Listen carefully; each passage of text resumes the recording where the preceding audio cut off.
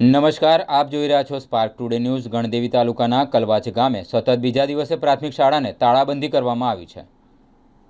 શાળામાં શિક્ષણ બાબતે બેદરકારી દાખવતા શિક્ષિકાને બદલીની માંગ સાથે તાળાબંધી કરવામાં આવી છે। વિદ્યાર્થીઓને શાળામાં શિક્ષણ ન આપતા રૂપાબેનના વિરોધમાં આ કરવામાં આવ્યું છે। ગ્રામજનોએ શાળાના શિક્ષકોને પણ શાળામાં પ્રવેશ કરવા નથી દીધા। અગાઉ ઓક્ટોબર મહિનામાં જિલ્લા પ્રાથમિક શિક્ષણ અધિકારી દ્વારા ગ્રામજનોને મહિલા શિક્ષિકાની બદલી બાબતે આશ્વાસન આપવામાં આવ્યું હતું, પરંતુ 6 મહિના बीत्या बाद पण महिला शिक्षिकाना वर्तનમાં કોઈ સુધારો ન આવતા અને તેમની બદલી પણ ન થતા ગ્રામજનો વિફર્યા છે અને શાળાને તાળાબંધી કરી છે।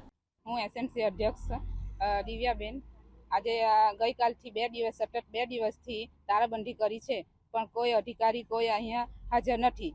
અમે બધા વાલી લોકો બધા અહીંયા હાજર છે, પણ કોઈ અમને રિસ્પોન્સ કંઈ આપ્યો નથી।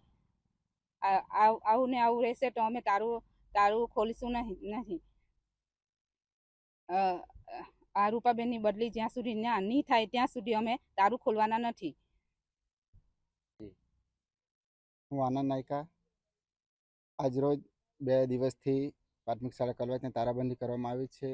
મુખ્ય કારણ એ છે કે જે રૂપાબેનની અહીં નિમણૂક થઈ છે ટીચરની, તેને બદલી કરવા બાબત એઓ બરાબર ભણાવતા નથી બાળકોને। એના માટે જ્યાં સુધીની બદલી ન થાય ત્યાં સુધી તાળાબંધી રહેશે અને જો તાળાબંધી હજુ પણ આવનારા દિવસોમાં અમે કરીશું અને એની જ્યાં સુધી બદલી ન થાય ત્યાં સુધી અમે તાળાબંધી રાખીશું અને જો નહીં થાય તો હજુ પણ ઉગ્ર આંદોલન કરીશું, વિરોધ કરીશું અને ન્યાયતંત્રને પણ એ જ કહેવા માંગીએ છીએ કે જલ્દીથી જલ્દ અમારા આ પ્રશ્નનો જવાબ આપે અને જલ્દીથી જલ્દ અમારો આ પ્રશ્નનું નિરાકરણ એવું લાવે તો સારું।